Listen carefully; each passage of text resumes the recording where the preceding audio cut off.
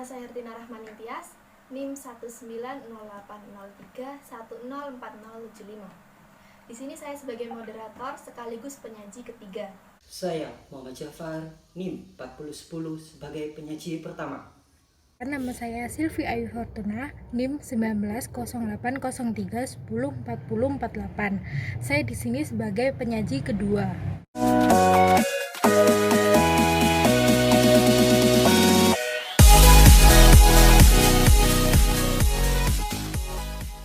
Di sini kami akan menjelaskan materi dari bab 7, yaitu sistem penjualan kredit. Sebelum kita lebih dalam memahami tentang materi ini, saya akan membacakan beberapa subbab dari bab 7 ini. Subbab pertama yaitu penjualan kredit dengan menggunakan kartu kredit perusahaan. Yang kedua yaitu sistem penjualan kredit. Yang ketiga yaitu sistem reatur penjualan. Yang keempat yaitu kombinasi prosedur order pengiriman dan penagihan. Dan yang kelima yaitu sistem penjualan dalam lingkungan pengolahan data elektronik. Baik, terima kasih moderator atas kesempatan waktunya. Saya di sini sebagai penyaji pertama akan menyajikan tentang sistem penjualan kredit, yang dimana sistem penjualan kredit ini terdapat dua metode. Yang pertama menggunakan kartu kredit, dan yang kedua metode manual. Untuk yang pertama, penjualan kredit dengan kartu kredit umumnya sama dengan sistem penjualan kredit metode manual. Yang membedakan hanyalah pada sistem penjualan kredit dengan kartu kredit menggunakan kartu kredit sebagai dasar transaksinya.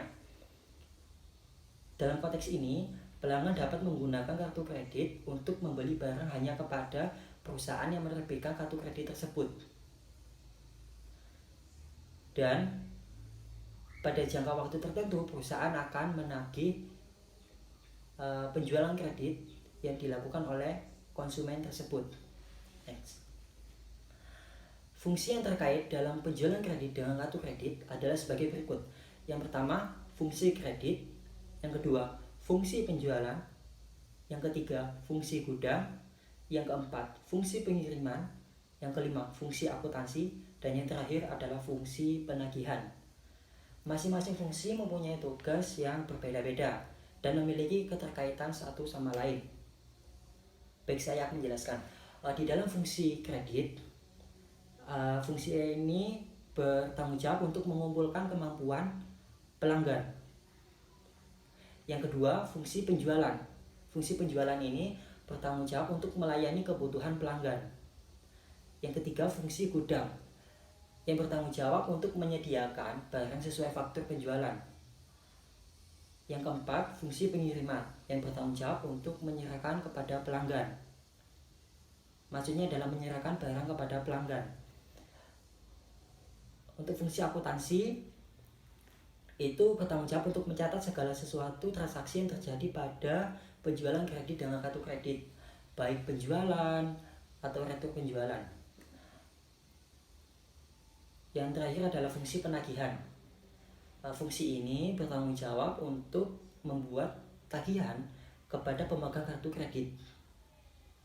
Next. Lalu, informasi apa saja sih yang diperlukan oleh manajemen dalam penjualan kredit dengan kartu kredit? Terdapat 7 informasi yang diperlukan oleh manajemen. Yang pertama adalah jumlah pendapatan penjualan. Yang kedua, jumlah piutang setiap debitur. Yang ketiga, jumlah harga pokok produk. Yang keempat, nama dan alamat pembeli. Yang kelima, kuantitas produk yang dijual. Yang keenam, nama wiraniaga yang melakukan penjualan. Dan yang terakhir adalah otorisasi pejabat yang berwenang. Next. Dalam menyediakan informasi bagi manajemen dalam pengambilan keputusan, perlu adanya pencatatan akuntansi terlebih dahulu. Sebelum mencatat akuntansi, maka diperlukan dokumen sebagai dasar pencatatan akuntansi. Untuk dokumen yang diperlukan antara lain faktur penjualan kartu kredit dan surat tagihan. Ketika dokumen itu sudah terkumpul, maka siap untuk dicatat. Dan untuk catatan akuntansi ini terdiri atas jurnal penjualan untuk mencatat penjualan, kartu piutang untuk mencatat piutang setiap debitur, dan yang ketiga kartu gudang untuk mencatat persediaan keluar atau masuknya persediaan perusahaan. Next. Lalu bagaimana sih jaringan prosedur dalam penjualan kredit dengan kartu kredit? Yang pertama, prosedur order penjualan, yaitu fungsi penjualan menerima order dan menambahkan informasi apabila diperlukan ya, dan kemudian membuat faktur penjualan kredit. Untuk prosedur yang kedua, prosedur pengiriman barang, yaitu dilakukan oleh fungsi gudang dengan cara menyiapkan barang kemudian dikirim oleh fungsi pengiriman. Yang ketiga, prosedur pencatatan piutang. Pada prosedur ini dicatat oleh fungsi akuntansi, yaitu dengan cara mencatat tebusan faktur penjualan kartu kredit ke dalam kartu piutang. Yang keempat, prosedur penagihan. Prosedur ini dilakukan oleh fungsi penagihan dengan cara membuat surat tagihan dan mengirimnya kepada pemegang kartu kredit dilabiri faktur penjualan kartu kredit. Dan yang terakhir adalah prosedur pencatatan penjualan.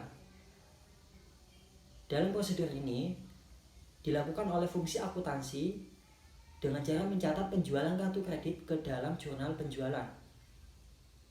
Next. Lalu untuk unsur pengendalian internal dalam penjualan kredit kartu kredit itu terdapat 3, yaitu organisasi, sistem otorisasi dan prosedur pencatatan, dan praktik yang sehat. Pada sebab ini akan dijelaskan di sistem penjualan kredit dengan metode manual, karena ini sama persis dengan sistem penjualan kredit dengan metode manual. Baik, untuk selanjutnya adalah sistem penjualan kredit dengan metode manual. Umumnya, penjualan kredit dilaksanakan oleh perusahaan dengan cara mengirimkan barang kepada pembeli, dan dalam jangka waktu tertentu perusahaan mempunyai tagihan kepada pembeli. Penjualan kredit yang pertama selalu didahului dengan analisis. Analisis ini digunakan untuk mempertimbangkan seberapa mampukah pembeli dalam melunasi hutangnya. Untuk fungsi yang terkait dalam sistem penjualan kredit, metode manual hampir sama dengan metode kartu kredit. Yang pertama adalah fungsi penjualan, yang kedua fungsi kredit, yang ketiga fungsi gudang, yang keempat fungsi pengiriman, yang kelima fungsi penagihan, dan yang terakhir adalah fungsi akuntansi. Masing-masing fungsi mempunyai tugas yang berbeda-beda yang memiliki keterkaitan satu sama lain. Untuk fungsi penjualan bertanggung jawab untuk melayani kebutuhan pelanggan. Untuk fungsi kredit bertanggung jawab untuk mengumpulkan kemampuan pelanggan. Fungsi gudang bertanggung jawab untuk menyediakan barang sesuai faktur penjualan. Fungsi pengiriman bertanggung jawab untuk menyerahkan barang kepada pembeli. Fungsi penagihan bertanggung jawab membuat surat tagihan kepada pelanggan. Fungsi akuntansi bertanggung jawab untuk mencatat segala sesuatu transaksi yang berhubungan dengan sistem penjualan kredit metode manual. Next. Lalu informasi apa saja sih yang diperlukan oleh manajemen dalam sistem penjualan kredit? Informasi yang diperlukan oleh manajemen dalam sistem penjualan kredit manual sama persis dengan metode kartu kredit, yaitu jumlah pendapatan penjualan, jumlah piutang setiap debitur, jumlah harga pokok produk, nama dan alamat pembeli, kuantitas produk yang dijual, nama wiraniaga yang melakukan penjualan, dan yang terakhir adalah otorisasi pejabat yang berwenang. Untuk penjelasan selanjutnya akan dijelaskan oleh penyaji kedua. Penyaji kedua dipersilahkan. Dokumen yang diperlukan dalam sistem penjualan kredit. Dokumen ini sangat penting sebagai dasar pencatatan akuntansi. Dokumen ini ada 4. Yang pertama ada surat order dan tembusannya. Yang kedua ada faktur dan tembusannya. Yang ketiga ada rekapitulasi harga pokok produk. Yang keempat ada bukti memorial. Kemudian ada catatan akuntansi dalam sistem penjualan kredit. Catatan ini berfungsi untuk menyediakan informasi bagi manajemen dalam pengambilan keputusan. Catatan ini yang pertama ada jurnal penjualan, kartu piutang, kartu persediaan, kartu gudang, dan jurnal umum. Kemudian jaringan prosedur. Dalam sistem penjualan kredit terdapat jaringan prosedur. Yang pertama ada prosedur order penjualan, di mana fungsi penjualan menerima order dan menambahkan informasi kemudian membuat faktur penjualan kredit.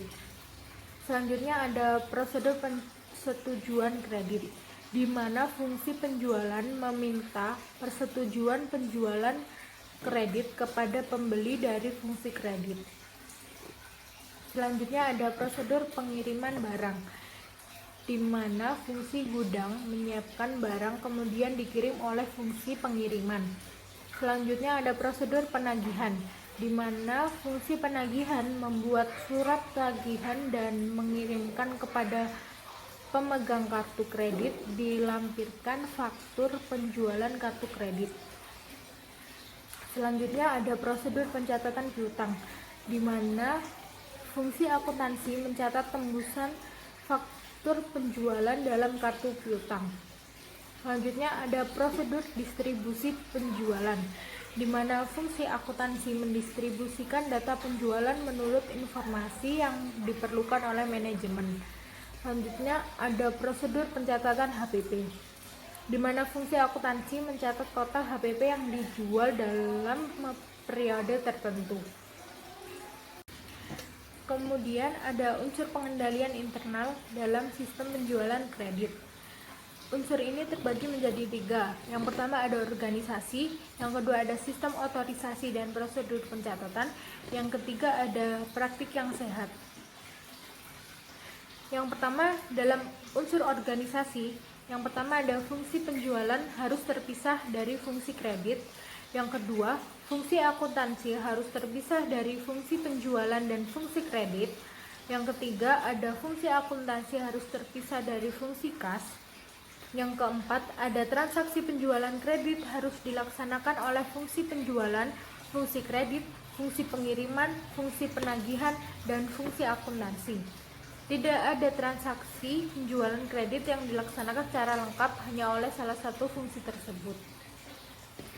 Kemudian pada unsur sistem otorisasi dan prosedur pencatatan ini, yang pertama ada penerimaan order dari pembeli diotorisasi oleh fungsi penjualan dengan menggunakan formulir surat order pengiriman. Yang kedua ada persetujuan pemberian kredit diberikan oleh fungsi kredit dengan membubuhkan tanda tangan pada kredit copy yang merupakan tembusan surat order pengiriman. Yang ketiga, ada pengiriman barang kepada pelanggan diotorisasi oleh fungsi pengiriman dengan cara menandatangani dan membubuhkan cap sudah dikirim pada kopi surat order pengiriman. Yang keempat, ada penetapan harga jual, syarat pengangkutan barang, dan potongan penjualan berada di tangan Direktur Pemasaran dengan penerbitan surat keputusan mengenai hal tersebut. Yang kelima, ada terjadinya piutang diotorisasi oleh fungsi penagihan dengan membubuhkan tanda tangan pada faktur penjualan. Yang keenam, ada pencatatan ke dalam kartu piutang dan ke dalam jurnal penjualan, jurnal penerimaan kas, dan jurnal umum diotorisasi oleh fungsi akuntansi dengan cara memberikan tanda tangan pada dokumen sumber, faktur penjualan, bukti kas masuk, dan memo kredit. Selanjutnya yang ketujuh, ada pencatatan terjadinya piutang didasarkan pada faktur penjualan yang didukung dengan surat order pengiriman dan surat muat. Kemudian ada unsur praktik yang sehat. Yang pertama, dalam unsur praktik yang sehat ada surat order pengiriman bernomor urut tercetak dan pemakaiannya dipertanggungjawabkan oleh fungsi penjualan. Yang kedua, faktur penjualan bernomor urut tercetak dan pemakaiannya dipertanggungjawabkan oleh fungsi penagihan. Yang ketiga, secara periodik fungsi akuntansi mengirim pernyataan piutang atau account receivable statement kepada setiap debitur untuk menguji ketelitian catatan piutang yang diselenggarakan oleh fungsi tersebut. Kemudian secara periodik diadakan rekonsiliasi kartu piutang dengan akun kontrol piutang dalam buku besar.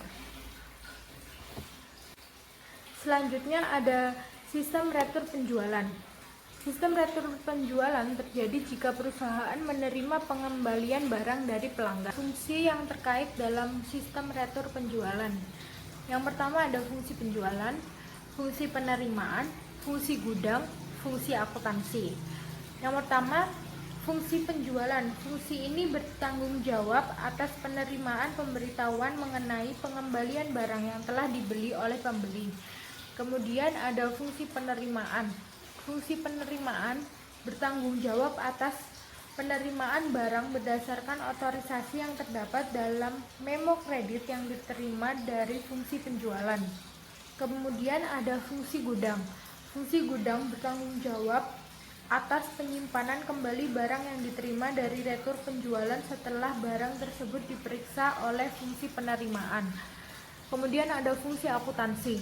Dalam fungsi akuntansi bertanggung jawab atas pencatatan transaksi retur penjualan ke dalam jurnal umum atau jurnal retur penjualan dan pencatatan berkurangnya piutang dan bertambahnya persediaan akibat retur penjualan dalam kartu piutang dan kartu persediaan. Selanjutnya ada informasi yang diperlukan manajemen dalam sistem retur penjualan. Pertama ada jumlah rupiah atas retur penjualan. Kedua ada jumlah piutang yang berkurang. Yang ketiga ada jumlah HPP yang dikembalikan. Yang keempat ada nama dan alamat pembeli. Yang kelima ada kuantitas produk yang dikembalikan. Yang keenam ada nama wiraniaga yang melakukan penjualan produk yang dikembalikan. Yang ketujuh ada otorisasi pejabat yang berwenang. Dokumen yang diperlukan dalam sistem retur penjualan. Dokumen ini ada dua. Yang pertama memo kredit dan laporan penerimaan barang. Memo kredit merupakan dokumen sumber atau source dokumen sebagai dasar pencatatan transaksi tersebut dalam kartu piutang dan jurnal umum atau jurnal retur penjualan. Yang kedua ada laporan penerimaan barang. Laporan penerimaan barang merupakan dokumen pendukung yang melampiri memo kredit. Kemudian ada catatan akuntansi dalam sistem retur penjualan. Yang pertama ada jurnal umum atau jurnal retur penjualan. Yang kedua ada kartu piutang, kartu persediaan, dan kartu gudang. Selanjutnya ada jaringan prosedur dalam sistem retur penjualan. Yang pertama ada prosedur pembuatan memo kredit. Fungsi penjualan membuat memo kredit yang memberikan perintah, fungsi penerimaan, dan fungsi kredit. Selanjutnya ada prosedur penerimaan barang, di mana fungsi penerimaan membuat laporan penerimaan barang untuk melampiri memo kredit. Yang ketiga ada prosedur pencatatan retur penjualan, di mana fungsi akuntansi mencatat retur ke jurnal umum atau jurnal retur penjualan, buku pembantu piutang, dan persediaan.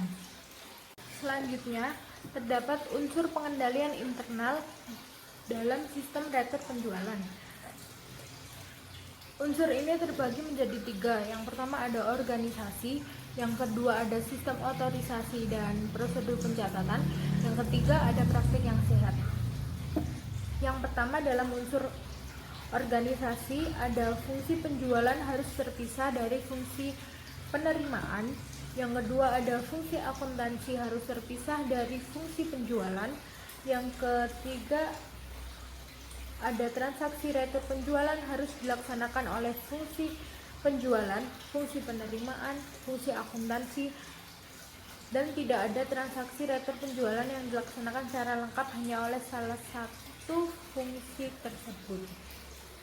Kemudian dalam sistem otorisasi dan prosedur pencatatan, yang pertama ada retur penjualan diotorisasi oleh fungsi penjualan dan dengan membubuhkan tanda tangan otorisasi dalam memo kredit.